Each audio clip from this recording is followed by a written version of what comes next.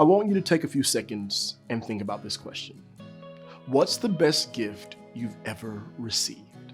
It could be a Christmas gift, a birthday gift, a graduation gift, or just because gift. It doesn't matter. Do you have it on your mind? Now, how did it feel to receive that good gift? It made you feel special, didn't it? Of course it did. No matter how special that gift was, though, Jesus said the best gifts pale in comparison to the good gifts from our Heavenly Father.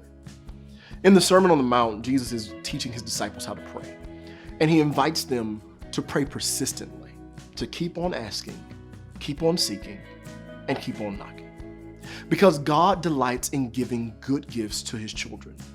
Jesus asked a couple of rhetorical questions. One was, would a loving and caring father give his son a stone if he asked for a piece of bread?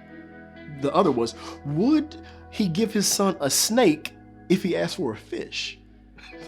The obvious answer is no. But Jesus' conclusion was what he was trying to get to, the idea that if an earthly father with a sinful nature delights in giving good material gifts to his children, how much more will a perfect, holy Father do for his children who keep on asking, keep on seeking, and keep on knocking? With this statement, Jesus reveals the very heart of God. He's not stingy. He's not a trickster. He's a loving God, and he's willing to give good gifts to those who ask. What's the likelihood of God giving his praying children what they need? And then ask yourself this: what good gifts have you received from him?